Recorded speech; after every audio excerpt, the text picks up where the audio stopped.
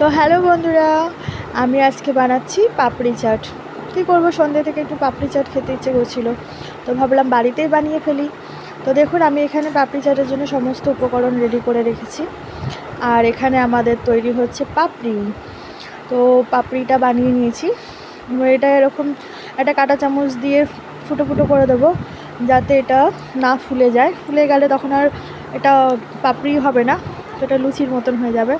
যার জন্য আমরা এইভাবে এটা ফুটো ফুটো করে নিচ্ছি, করে এবার এটা আমরা ভালো করে ভেজে নেব লাল লাল করে। তো চলুন, আমার তেল গরম হয়ে গেছে, আমি পাপড়িগুলো ভেজে নিই। দেখুন, আমি ভাজতে দিয়ে দিয়েছি পাপড়িগুলো, সুন্দর লাল লাল করে ভেজে তুলব। তো আমার ভিডিওগুলো যদি আপনাদের ভালো লাগে তো প্লিজ আমাকে কমেন্ট করবেন। আর যদি ইউটিউব থেকে দেখে থাকেন তো লাইক করবেন, শেয়ার করবেন, কমেন্ট করবেন এবং আমার চ্যানেলটা সাবস্ক্রাইব করে দেবেন। বেল আইকনটা চেপে দেবেন, কারণ তাহলে আমার ভিডিওগুলো আপনাদের কাছে পৌঁছে যাবে। এবং যদি ফেসবুক আর ইনস্টাগ্রাম থেকে দেখে থাকেন তো আমার পেজটা ফলো করে দেবেন।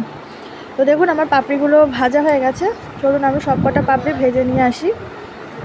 তো আমি একে একে সবকটা পাপড়ি ভেজে নেব। আর যদি কোনো ভুলচুক হয়ে থাকে প্লিজ ক্ষমা করে দেবেন। দেখুন, আমি পাপড়িগুলো এবার ভেজে নিচ্ছি। আমার পাপড়ি সব ভাজা হয়ে গেছে, সব পাপড়ি ভাজা কমপ্লিট।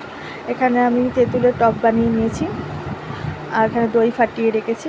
তো দেখুন, আমার পাপড়িটা দেখতে কেমন লাগছে জানাবেন সবাই কমেন্ট করে। তো আজকের মতন টাটা। আমার রেসিপিগুলো ভালো লাগলে অবশ্যই কমেন্ট করবেন। সো টাটা, নমস্কার। আর কারা কারা এইভাবে বাড়িতে পাপড়ি চাট বানিয়ে খেয়েছেন তারাও কমেন্ট করে জানাবেন আমাদেরকে। আপনাদের কমেন্টগুলো আমার কাছে অনেক গুরুত্বপূর্ণ। তো দেখুন, সবাই আমাকে জানাবেন কেমন লাগছে আমার পাপড়ি চাটটা, প্লিজ কমেন্ট করবেন।